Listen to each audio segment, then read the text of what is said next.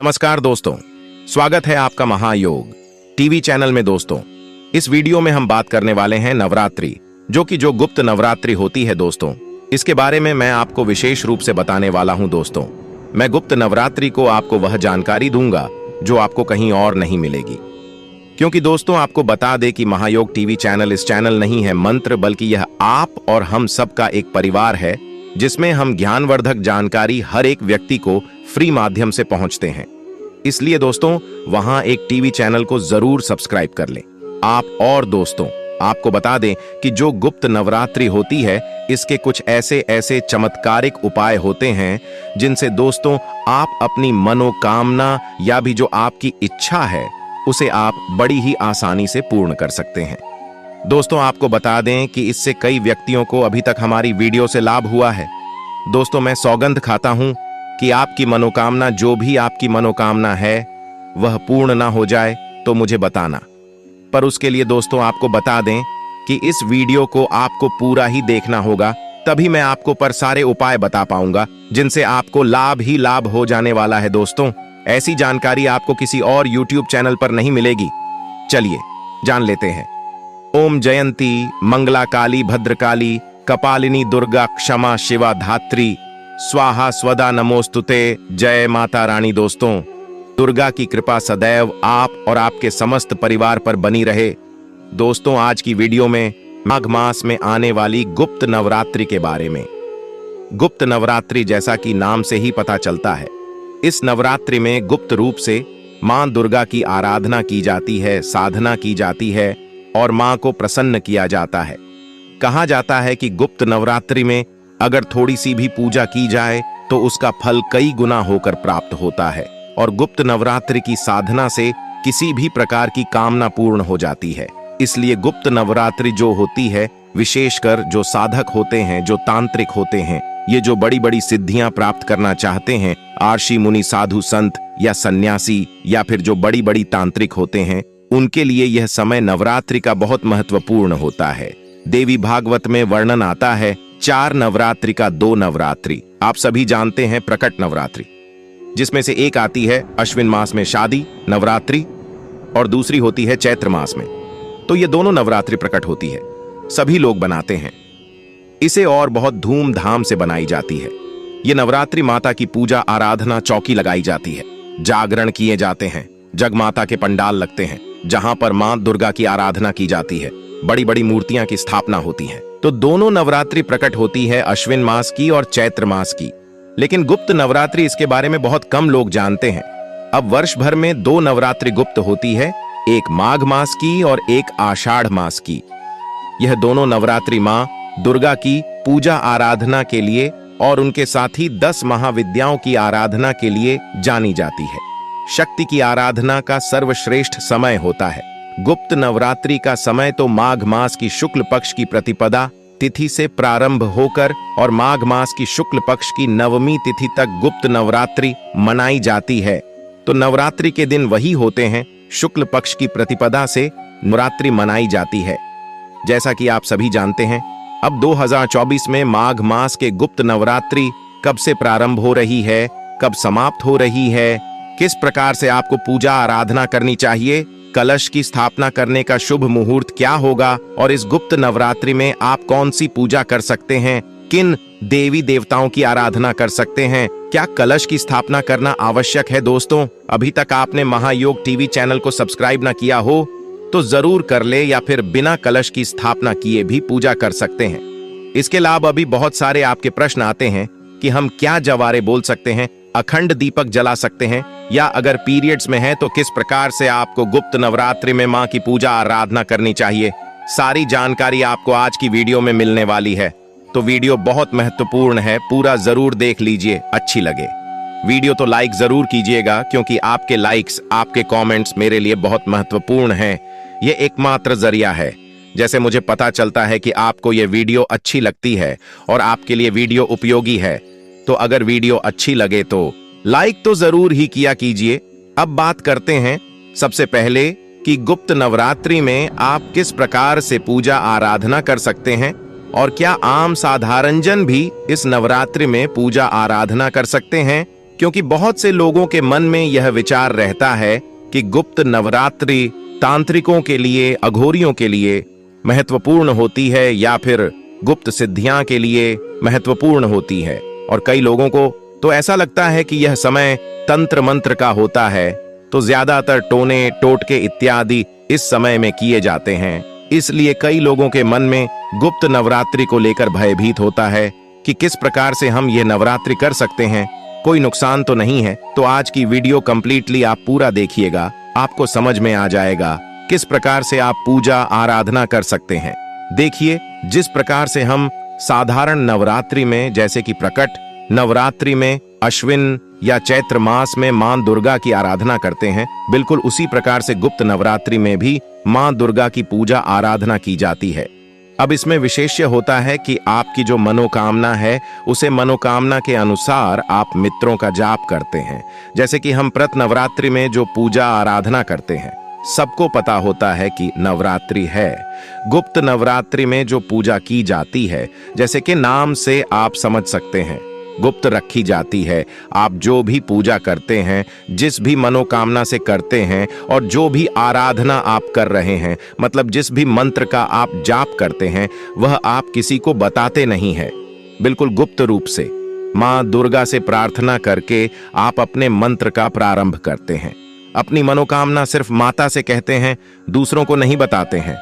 बस इतना ही फर्क होता है नॉर्मल नवरात्रि में और इस नवरात्रि में। वैसे मित्रों को जपने का और अपने मन की कामना को पूर्ण करने का साधारण तरीका यही होता है। जब हम अपनी बातें या अपने मंत्र, अपनी पूजा पाठ की चर्चा दूसरों में कर देते हैं तो उनका प्रभाव कम हो जाते हैं और इस वजह से मनोकामना पूर्ण नहीं होती है। और हमारे जो पुण्य फल होते हैं, जो भी हम मंत्र जाप करके अर्जित करते हैं, पुण्य फल वह कहीं ना कहीं काम हो जाते हैं। इसलिए गुप्त नवरात्रि में विशेष रूप से ध्यान रखा जाता है कि आप जो भी पूजा पाठ करें, भगवती जगदम्बा से प्रार्थना करके प्रारंभ करें और इसके बारे में किसी से चर्चा ना करें। पूजा पाठ करें, भगवती जगदम्बा से प्रार्थना करके प्रारंभ करें और इसके बारे में किसी से चर्चा ना करें। बस इतना ही फर्क है, बाकी वही सुबह शाम की पूजा जिस प्रकार से आप नवरात्रि में करते हैं। सुबह की मां दुर्गा की पूजा आराधना की जाएगी, शाम को भी करेंगे। इस प्रकार से आपको भोग लगाना होता है, माता की आरती करनी होती है। दुर्गा सप्तशती का पाठ भी आप इस समय नहीं कर सकते हैं, या फिर आप चाहे तो दुर्गा चालीसा का पाठ कर सकते हैं। इसके अलावा निवारण मंत्र का जाप कर सकते हैं। और इसके अलावा जैसे कि बहुत से भक्तों के प्रश्न आते हैं कि हमारे इष्ट देवता कोई और है कि हम उनके मित्रों का जाप कर सकते हैं। प्रश्न किया है कि क्या वह हनुमान चालीसा इस समय सिद्ध कर सकते हैं। दोस्तों, आगे जानकारी बताने से पहले आपसे एक छोटा सा अनुरोध करना चाहूंगा कि आप अपनी राशि को कमेंट बॉक्स में जरूर डाल दें, क्योंकि हम राशि से अनुसार आपका भाग्य भी बताते हैं, जिससे आपको लाभ ही लाभ हो। और धन प्राप्ति, ऐश्वर्य प्राप्ति की जो भी आपकी मनोकामना है, किसी स्त्री को पाना या किसी पुरुष को पाना, वह मनोकामना भी आपकी इस वीडियो को पूरा देखने के बाद पूर्ण हो जाएगी। इसलिए इस वीडियो को अंत में छोड़कर ना जाएं, क्योंकि आपने यह तो सुना ही होगा कि अधूरा ज्ञान हमेशा ही खतरनाक साबित होता है। और महायोग टीवी चैनल के माध्यम से चलिए जानते हैं आगे की। जी हाँ, बिल्कुल कर सकते हैं। आप किसी भी देवी देवता के मित्रों का जब इस समय में कर सकते हैं। इस समय में जप गया मंत्र बहुत अधिक पुण्य फल देता है, जैसा कि नॉर्मल नवरात्रि से कई गुना पुण्य फल इस नवरात्रि में पूजा पाठ का प्राप्त होता है।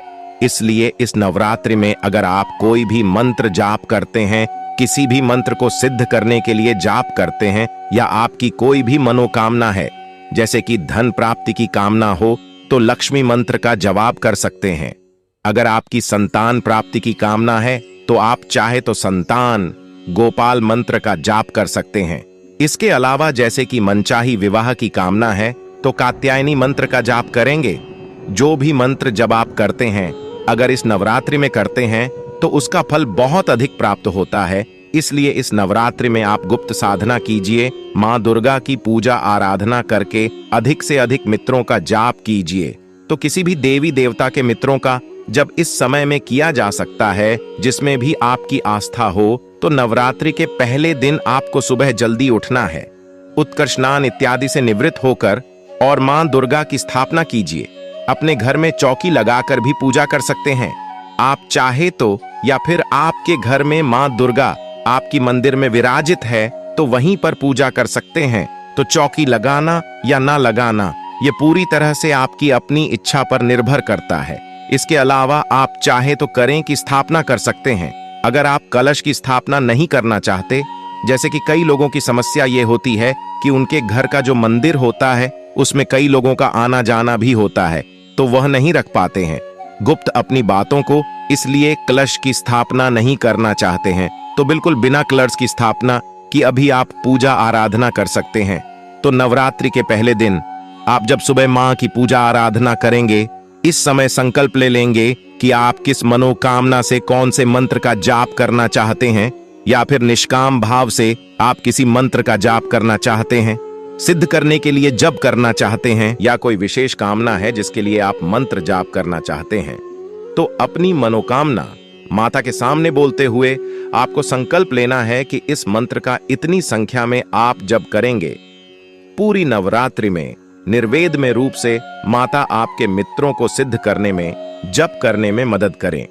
इस प्रकार से प्रार्थना करके आप मंत्र जाप का प्रारंभ कर लेंगे तो माता की विधि विधान से पूजा करेंगे, जिस प्रकार से आप प्रकट नवरात्रि में करते हैं। धूप दीप अक्षत पुष्प विद्यार्थी सभी चीज मां को अर्पित करेंगे, लाल पुष्पित करेंगे, लाल वस्त्र अर्पित करेंगे। मां दुर्गा का विग्रह तो आप उनका अभिषेक करेंगे, मतलब जिस भी प्रकार से पूजा की जाती है नवरात्रि में आशीर्वाद की, नवरात्रि में इस प्रकार से आप पूजा इसमें भी करेंगे। बाकी के जो नियम है, जैसे कि अखंड दीपक जलाना या फिर आप जवारी बोलना चाहते हैं, तो ये सब चीजें इसमें करना आवश्यक नहीं है। हाँ, दीपक आप जला सकते हैं अखंड, लेकिन जवारे बिना यह बिल्कुल भी आवश्यक नहीं है। आपसे जितना हो सके गुप्त रूप से इसमें साधना कीजिए। जैसे कि अगर आप जवारे भी होते हैं या फिर और भी कार्य करते हैं तो फिर सबको ही पता चल जाता है, फिर कहाँ गुप्त रह जाती है नवरात्रि। फिर आपको ध्यान में रखना है कि आप शांतिपूर्वक तरीके से सिर्फ माता के सामने एक प्रार्थना करके अपनी पूजा प्रारंभ कर दीजिए। अधिक से अधिक इस समय में मंत्र जाप किए जाते हैं। देखिए, यह समय ही साधना का होता है। गुप्त नवरात्रि सिर्फ साधना के लिए महत्वपूर्ण होती है। मंत्र सिद्धि के लिए यह समय अत्यंत श्रेष्ठ होता है। इसलिए जो तांत्रिक होते हैं या अघोरी होते हैं, वह गुप्त रूप से बड़ी कठिन तपस्या करके मित्रों की सिद्धि करते हैं, टैटो के सिद्ध करते हैं, यंत्र सिद्ध किए जाते हैं। तो यह समय अत्यंत श्रेष्ठ है गुप्त साधनाओं के लिए। कोई भी कामना हुआ आपकी बहुत समय से अधूरी है, तो यह जो नवरात्रि के 9 दिन है, गुप्त नवरात्रि के 9 दिन है, आपके लिए समझ लीजिए वरदान है। तो पूजा आराधना जरूर कीजिए। कोई भी आपकी कामना को उसी के निमित्त या निष्काम भाव से मां दुर्गा की आराधना कीजिए। आदर्श महाविद्याओं की भी आराधना की जाती है। इस समय में तो जो विशेष रूप से किसी गुरु की सानिध्य में ही 10 महाविद्याओं की साधना की जाती है।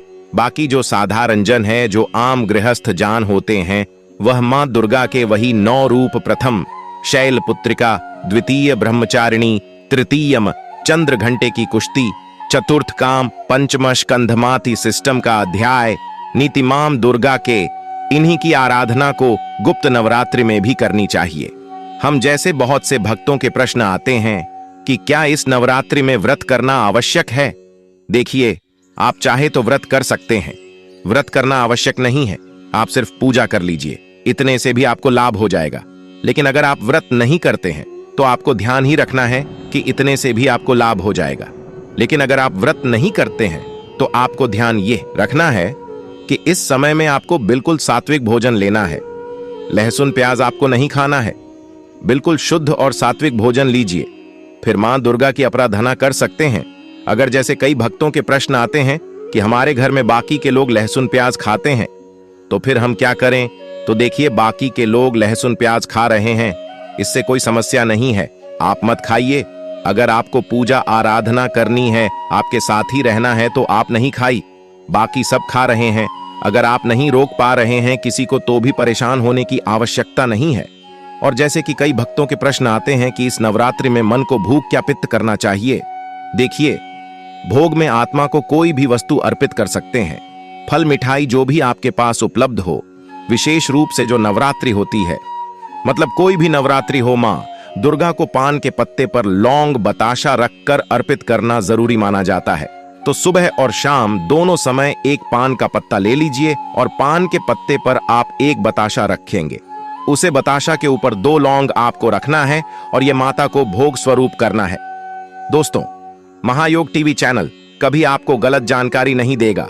सुबह इस उपाय को आप जरूर करना दोस्तों, क्योंकि आपको बता दे कि यही वह उपाय है जिससे आपकी हर एक मनोकामना, जब आप इस उपाय को करेंगे तब आपको मां यह अपनी मनोकामना है इस मां तक पहुंचानी है और बार बार, कम से कम आपके 7 बार अपनी मनोकामना का जाप करना है।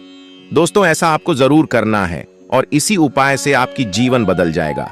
दोस्तों, आपको बता दें कि महायोग टीवी चैनल कभी आपको गलत जानकारी नहीं देगा। इसके अलावा आप कोई भी वस्तु और अर्पित कर सकते हैं, लेकिन यह आवश्यक होता है। और फिर जिस प्रकार से आप बाकी का प्रसाद ग्रहण करते हैं, उसी प्रकार से आप इस पान के पत्ते का भी प्रयोग कर सकते हैं। मतलब कोई खाने वाला होते ही पान का पत्ता ग्रहण कर सकता है। अगर कोई पान का पत्ता नहीं दिखता है तो बताशा प्रसाद में प्रयोग कर सकते हैं। इसी प्रकार से लौंग भी आप खाने में प्रयोग कर सकते हैं, लेकिन इस लौंग का एक बहुत अचूक उपाय भी किया जाता है। फिर सुबह और शाम दोनों समय मन की पूजा आराधना की जाती है। संध्या काल में भी और सुबह भी, और दोनों समय आरती की जाती है। लौंग और कपूर जलाकर मां की आरती करनी चाहिए। सुबह और शाम दोनों समय इसे किसी भी प्रकार की नकारात्मक ऊर्जा अगर आपके घर में है तो समाप्त होती है। सुख समृद्धि बढ़ती है, सौभाग्य बढ़ता है, माता की कृपा मिलती है। और अब बात करें कि गुप्त नवरात्रि कब से प्रारंभ हो रही है, कब समाप्त हो रही है, और अगर आप कलश की स्थापना करना चाहते हैं तो कलश की स्थापना करने का शुभ मुहूर्त क्या है। देखिए, माघ मास के शुक्ल पक्ष की प्रतिपदा तिथि प्रारंभ हो रही है। 10 फरवरी को सुबह 4:28 पर और समाप्त होगी। 11 फरवरी को सुबह 12:45 पर। तो सूर्योदय कालीन तिथि के अनुसार 10 फरवरी से प्रतिपादन तिथि का प्रारंभ हो रहा है और 10 फरवरी से ही गुप्त नवरात्रि प्रारंभ होगी। कलश स्थापना अगर आप करना चाहते हैं तो मां के गुप्त नवरात्रि में कलश की स्थापना करने का शुभ मुहूर्त है 10 फरवरी को सुबह 8:43 से सुबह 10:10 तक। कलश स्थापना का जो शुभ मुहूर्त है वह मीन लग्न में आपको प्राप्त हो रहा है। मीन लग्न में कलश की स्थापना करने से मां दुर्गा की, मां लक्ष्मी की असीम कृपा आपको प्राप्त होती है। अब अगर आप इस समय में कलश की स्थापना नहीं कर पाते हैं तो एक और मुहूर्त होता है, अभिजीत मुहूर्त। अभिजीत मुहूर्त में भी आप प्लस की स्थापना कर सकते हैं। अभिजीत मुहूर्त रहेगा दोपहर में 12:13 से दोपहर 12:68 तक। इस समय में भी आप कलश की स्थापना कर सकते हैं। अगर आप सुबह नहीं कर पाते हैं तो और अगर आप चाहे तो कल इसकी स्थापना कर सकते हैं। अगर आप कल इसकी स्थापना नहीं कर पाते हैं तो कोई परेशान होने की आवश्यकता नहीं है। बिना कलश की स्थापना किए भी आप पूजा आराधना कर सकते हैं, मित्रों का जाप कर सकते हैं, सभी प्रकार के उपाय कर सकते हैं, मां की आराधना कर सकते हैं।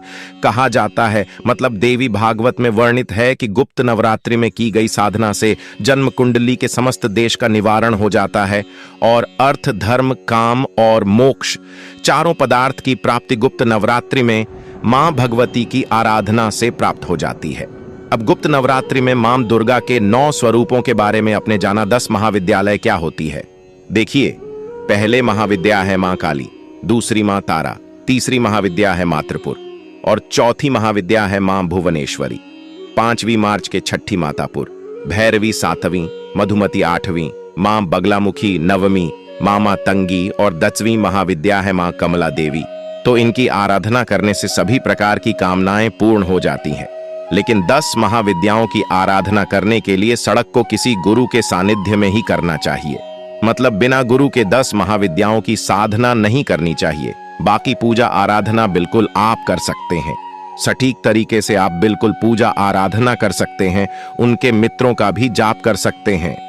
एक आम गृहस्थी जान को जैसे कि हम सभी को किस प्रकार से 10 महाविद्याओं की सात्विक तरीके से पूजा आराधना करनी चाहिए, इसकी जानकारी आपको आने वाली वीडियो में मिलने वाली है। तो चैनल से जुड़े रहिए ताकि इस समय में, आराधना के समय में आपको सभी जानकारी समय पर प्राप्त हो। दोस्तों, चलिए अब जान लेते हैं ऐसे कौन से उपाय किया जाए इस दिन जिससे कि आप धनवान या आपकी जो भी मनोकामना है वह इन नवरात्र के समय में ही पूरी हो जाएगी। दोस्तों, इसलिए यह दिया जान लेते हैं, जो कि हमने आपको पहले ही बताया था कि हम कुछ आपको ऐसे उपाय भी बताएंगे जिससे आपको लाभ ही लाभ होगा। तो आज हम लोग जानने वाले हैं कि नवरात्रि में पान का पत्ता कैसे आपकी किस्मत बदल सकता है। लिए समझते हैं। किसी भी देवी देवता की पूजा में पान के पत्तों का इस्तेमाल जरूरी रूप से किया जाता है। हमारे सनातन परंपरा में, हिंदू धर्म में नवरात्रि के दिनों में पान के पत्तों से ही उपाय कर सकते हैं।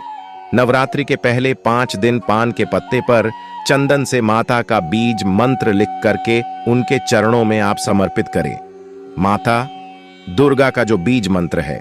इसके बाद नवमी के दिन इन सभी पान के पत्तों को एकत्र करके लाल कपड़े में आप बांध दें और उसे अपने घर के ध्यान रखने के स्थान में, तिजोरी में, कैश बॉक्स में, लॉकर में आप कहीं भी रख दें। यह उपाय करने से आर्थिक तंगी से छुटकारा पाया जा सकता है। बहुत चमत्कारी रूप से इसका परिणाम लोगों को, जिसको भी मैंने बताया, देखने में मिला है और आपकी सभी आर्थिक समस्याएं कुछ ही दिनों के अंदर दूर हो जाती हैं। देवी दुर्गा की प्रसन्नता प्राप्त करके उनकी कृपा से अपने किसी भी काम को पूरा करने का उपाय।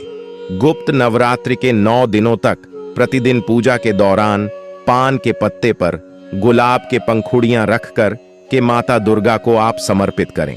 ऐसा करने से आपको धन संबंधी समस्याओं से मुक्ति मिल जाती है। नवरात्रि 9 दिनों के बाद पूजा में प्रयोग किए गए पान के पत्तों को बैठे हुए जल में आपको प्रवाहित कर देना है। ऐसा करने से माता दुर्गा अपने भक्तों पर आशीर्वाद सदैव बनाए रखती है। बिजनेस व्यापार में बड़ी सफलता प्राप्त करने के लिए क्या करना चाहिए, कौन सा उपाय करें, बहुत ध्यान से सुनिए।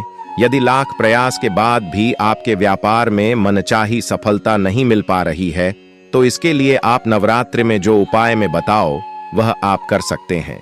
दोस्तों, अब तक आपने महायोग टीवी चैनल को सब्सक्राइब ना किया हो तो जरूर कर लें। नवरात्रि के 9 दिनों तक लगातार पान के पत्ते पर दोनों तरफ सरसों का तेल लगाकर के माता के चरणों में आप इसे समर्पित करें। इसके बाद इसे अपने सिरहाने रख करके सो जाए।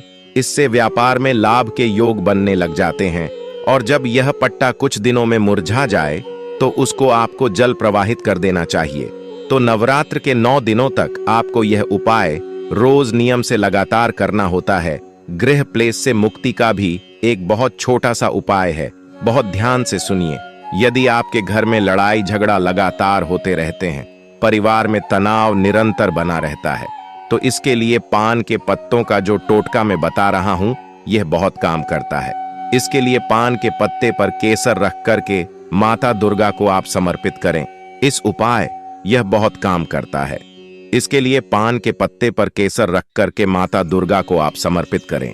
इस उपाय द्वारा घर का वातावरण सकारात्मक बन जाता है, जिससे गृह प्रवेश की समस्या स्वतः ही दूर हो जाती है। कौन सा भोजन है जो हमें नहीं खाना चाहिए?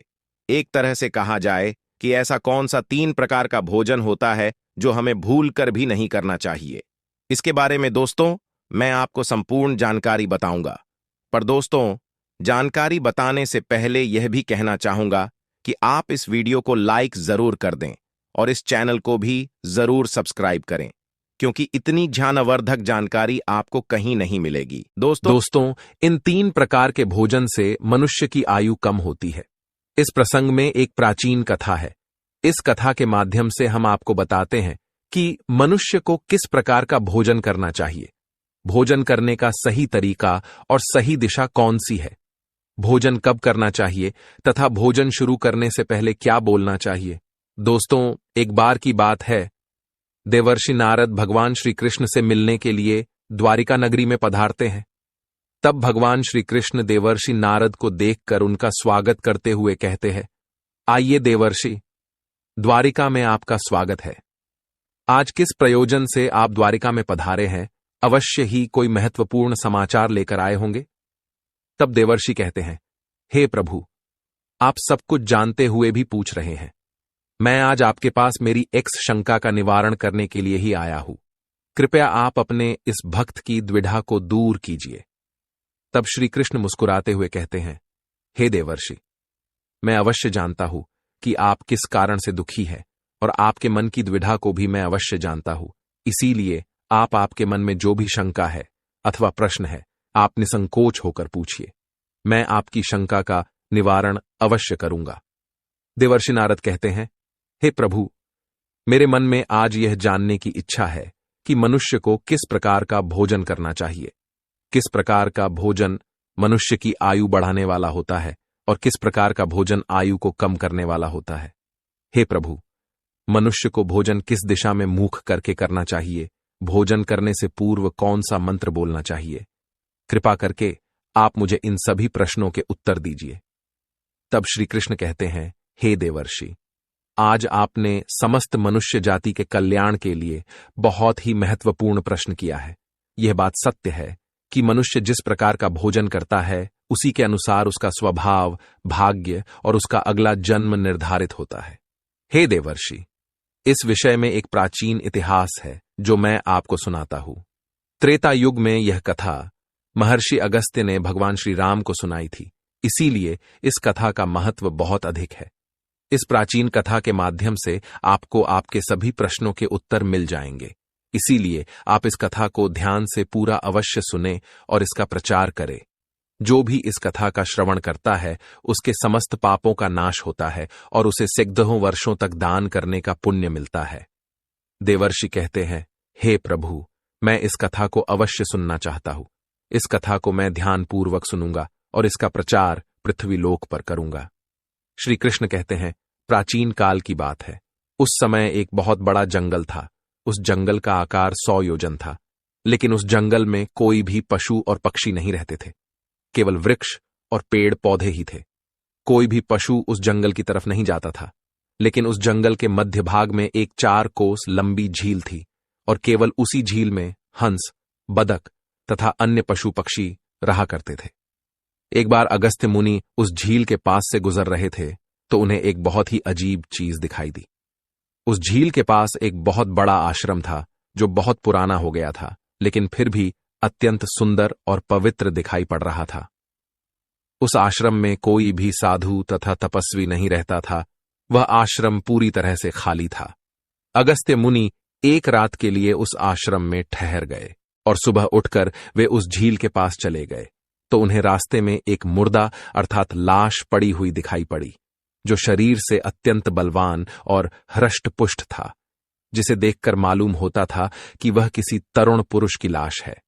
उस लाश को देखकर अगस्त्य मुनि सोचने लगे कि यह कौन है, इसकी मृत्यु कैसे हो गई तथा वह इस जंगल में आखिर कैसे आया होगा। उस मरे हुए आदमी के बारे में जानने की अगस्त्य मुनि को जिज्ञासा हुई। तभी अचानक आकाश में उन्हें एक दिव्य विमान दिखाई पड़ा और वह दिव्य विमान उस झील के समीप आकर रुक गया और उस विमान से एक दिव्य पुरुष उतरा और वह उस झील में नहाने के लिए चला गया। झील में नहाने के बाद वह बाहर आया और उस मुर्दे का मांस खाने लगा। उसने भर पेट उस मोटे ताजे मुर्दे का मांस खा लिया और फिर से विमान में बैठकर स्वर्ग की ओर जाने लगा। तभी अगस्त्य मुनि ने उस दिव्य पुरुष को आवाज लगाई, हे दिव्य पुरुष, तुम कौन हो? तुम देवताओं के समान दिखाई पड़ते हो, किंतु तुम्हारा भोजन बहुत घृणित है। तुम मुर्दे का मांस क्यों खा रहे हो? ऐसा भोजन भला कोई देवता कैसे कर सकता है? फिर उस स्वर्गवासी दिव्य पुरुष ने अगस्त्य मुनि की तरफ देखा और उन्हें हाथ जोड़कर प्रणाम करके कहने लगा, हे विप्रवर, आपको प्रणाम है। मैं आपको मेरी कहानी सुनाता हूं। पूर्व काल की बात है। विदर्भ देश में मेरे महायशस्वी पिता राज्य करते थे। वे वसुदेव के नाम से तीनों लोकों में प्रसिद्ध थे और परम धार्मिक व्यक्ति थे। उनकी 2 पत्नियां थीं। उन दोनों पत्नियों से उन्हें एक एक करके 2 पुत्र हुए। मैं उनका सबसे बड़ा बेटा था।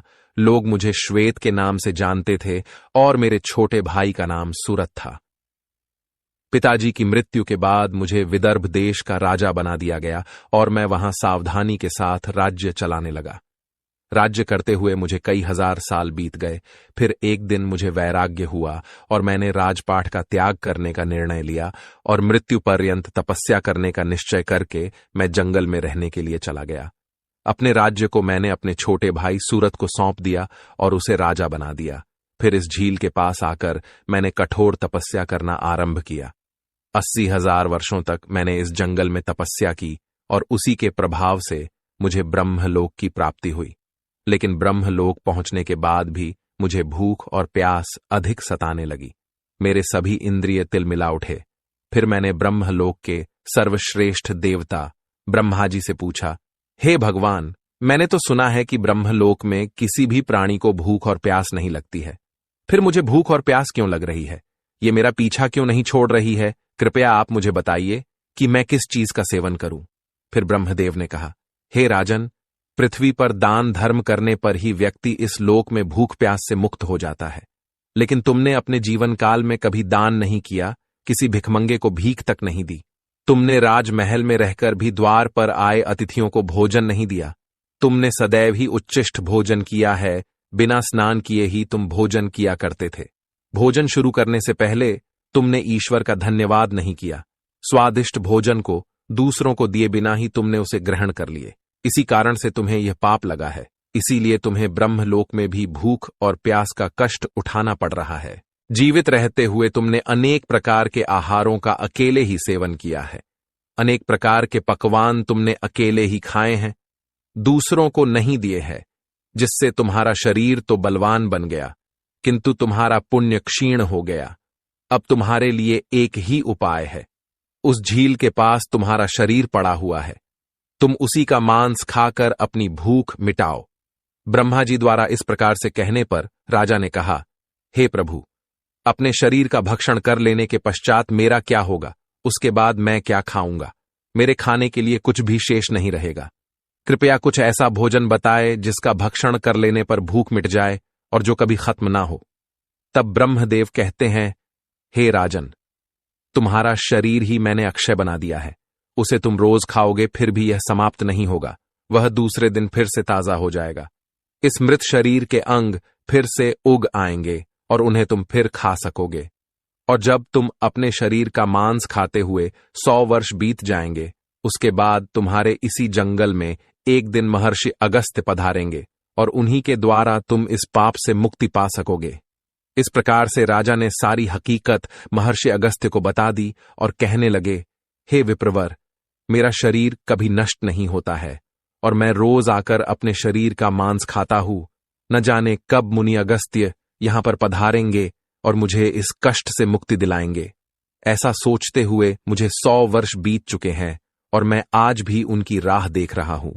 राजा श्वेत का इस प्रकार से कथन सुनकर महर्षि अगस्त्य बोले, अच्छा, तो तुम्हारे सौभाग्य से मैं यहां पर आया हूं। मैं ही मुनि अगस्त्य हूं, और बोलो, मैं तुम्हारी किस प्रकार से सहायता कर सकता हूं? तब राजा अत्यंत प्रसन्न हुए और जमीन पर लेटकर महर्षि अगस्त्य के चरणों को वंदन करने लगे। राजा श्वेत बोले, हे मुनि, कृपया आप मुझे इस घृणित आहार से मुक्त कीजिए तथा जिस पाप के कारण मुझे ये प्राप्त हुआ है, उस पाप से भी मुझे मुक्त कीजिए, जिससे मुझे अक्षय लोक की प्राप्ति हो सके। हे ऋषि, मैं आपको ये दिव्य आभूषण भेंट करता हूं। कृपया आप मुझ पर कृपा करें। राजा की दुख भरी बातें सुनकर मुनि को उन पर दया आ गई। जैसे ही राजा ने वह दिव्य आभूषण महर्षि अगस्त्य के हाथ पर रखा, उसी समय उनका मृत शरीर अदृश्य हो गया और वे उस पाप से मुक्त हो गए। और फिर महर्षि अगस्त्य से आज्ञा लेकर वे उस दिव्य विमान में बैठकर ब्रह्मलोक को चले गए। इस प्रकार से उस राजा श्वेत को दान न करने के पाप से मुक्ति मिली। भगवान श्री कृष्ण कहते हैं, हे देवर्षि, इस प्रकार से उच्चिष्ट भोजन करने के कारण ही विदर्भ देश के महाराज को ब्रह्मलोक में रहने पर भी तृप्ति नहीं मिली और उन्हें पृथ्वीलोक पर आकर स्वयं का ही मांस खाना पड़ा। हे देवर्षि, अब मैं तुम्हें भोजन के नियम बताता हूं, आप इसे ध्यान से सुनिए। भोजन शुरू करने से पहले थोड़ा सा अन्न भूमि पर रखना चाहिए, ताकि देवता, पशु पक्षी, सर्प, दैत्य तथा प्रेत पिशाच जो अपने कर्म बंधन से बंधे हुए हैं, उन सभी को अन्न की प्राप्ति हो। यदि भोजन करते समय कोई अतिथि आ जाए तो उसका स्वागत करे और उसे आसन देकर प्रणाम करके उसका सत्कार करे। फिर उसे श्रद्धापूर्वक भोजन कराकर विदा करे, क्योंकि जिसके घर से अतिथि निराश होकर लौट जाता है, उसे वह अपने पाप देकर उसके शुभ कर्मों को ले जाता है। श्री कृष्ण कहते हैं, मनुष्य को पिता के घर में रहने वाली विवाहित कन्या, दुखिया और गर्भ धारण की हुई स्त्री तथा वृद्ध को भोजन कराने के बाद ही भोजन करना चाहिए। इन सभी को भोजन कराए बिना जो स्वयं भोजन ग्रहण करता है उसका भोजन पापमय बन जाता है। ऐसा व्यक्ति नरक में ही जाता है। जो स्नान किए बिना ही भोजन करता है उसका भोजन मलभक्षण के समान हो जाता है। जो बालक एवं वृद्ध आदि के हिस्से का भोजन करता है उसका भोजन विष्ठा के समान हो जाता है। और जो बिना दान किए ही भोजन ग्रहण करता है उसका भोजन विष के समान बन जाता है। मनुष्य को कभी भी दुराचारी व्यक्ति द्वारा दिया गया अथवा दूसरों द्वारा अपमानित करके दिया गया भोजन कभी भी ग्रहण नहीं करना चाहिए। मनुष्य को चाहिए कि परोसे हुए भोजन का अग्रभाग अग्नि को देकर ही भोजन करना चाहिए। भोजन को एकाग्र चित्त होकर करना चाहिए। प्रथम मीठा, फिर लवण और खट्टा और अंत में कटु एवं तीखे पदार्थों का सेवन करे। प्रथम 3 निवाले मौन होकर ग्रहण करने चाहिए। ऐसा करने से व्यक्ति के सभी पाप कर्म तुरंत नष्ट हो जाते हैं और भगवान की कृपा से उसे जीवन भर कभी अन्न की कमी महसूस नहीं होगी। श्री कृष्ण कहते हैं, पूर्व दिशा में बैठकर भोजन करने से व्यक्ति रोगों से और मानसिक तनाव से मुक्त हो जाता है। बीमार बुजुर्गों को पूर्व की ओर मुख करके भोजन अवश्य करना चाहिए। इससे उनके स्वास्थ्य में सुधार होता है, क्योंकि पूर्व दिशा उगते हुए सूर्य की दिशा है और सूर्य देव बल, आरोग्य तथा दीर्घायु प्रदान करते हैं। विद्या की अभिलाषा रखने वाले मनुष्य को उत्तर दिशा की ओर मुख करके भोजन करना चाहिए। यह दिशा देवी सरस्वती की दिशा है। ध्यान रहे, दक्षिण दिशा की ओर मुख करके भोजन न करे, यह मृत्यु की दिशा होती है। इस दिशा में मुख करके भोजन करने से आयु कम होती है। टूटे फूटे बर्तनों में भोजन नहीं करना चाहिए, यह दुर्भाग्य को निमंत्रण देता है। भोजन हमेशा स्वच्छ थाली में ही करना चाहिए। गंदी थाली में भोजन करने से जीवन में दुर्भाग्य आता है। एकादशी के दिन तामसिक अन्न का सेवन न करे। जो मनुष्य एकादशी के दिन तामसिक अन्न अर्थात मांस का सेवन करता है, लक्ष्मी उसे छोड़कर चली जाती है। भोजन का अपव्यय करना अनर्थ माना गया है। इसीलिए थाली में जितना आवश्यक हो उतना ही भोजन ले। अगर कोई व्यक्ति साथ में भोजन कर रहा हो तो उसका भोजन। अब मैं आपको बताने जा रहा हूं एक ऐसा और उपाय जिससे आप जो भी आपको अपनी परीक्षा में आप बार बार सफल हो रहे हैं। जैसे कि कई बच्चे पीएसी या फिर यूपीएससी की तैयारी करते हैं दोस्तों, होने मनचाही नौकरी नहीं मिल रही है या फिर जिनके बस जल्दी ही उनसे नाराज हो जाते हैं। तो इसके लिए एक उपाय मैं बताता हूं। इस उपाय को आपको 2 दिन कर लेना है दोस्तों, मन कर। चलिए, अगर आप इस उपाय को 2 दिन ही कर देते हैं तो मां सरस्वती की आप पर ऐसी कृपा होगी कि जिस काम को आप नौकर की भांति अभी कर रहे हो उसे कार्य में भी आप मालिक बन जाओगे। और दोस्तों, आपको बता दे कि जो भी यह कई सारे व्यक्ति होते हैं जो मालिक हैं आज की डेट में दोस्तों, वह इन उपायों को करने से ही उनका धन ऐश्वर्य है। या फिर आप कह सकती हैं कि जो इतने बड़े बड़े पदों पर बैठे हैं वह इन उपायों को जरूर करते हैं दोस्तों। तो दोस्तों आपको उपाय बता देता हूं कि आपको 2 दिन ऐसा कौन सा उपाय कर लेना है।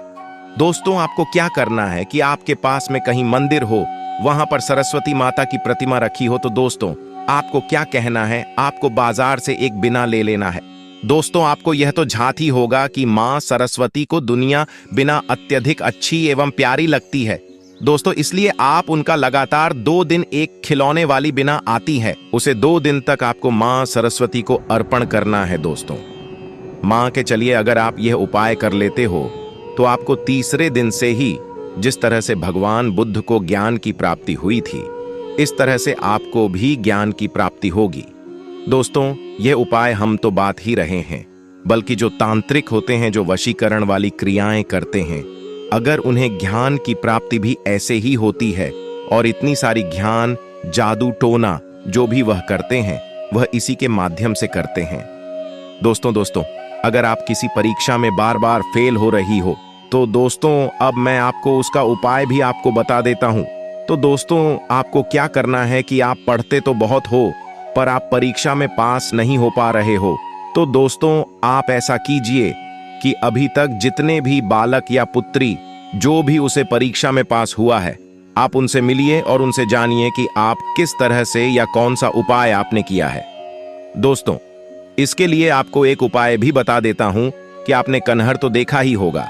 आप कन्हर के फूल को लगातार मां सरस्वती के चरणों में 7 दिन तक अर्पण करें।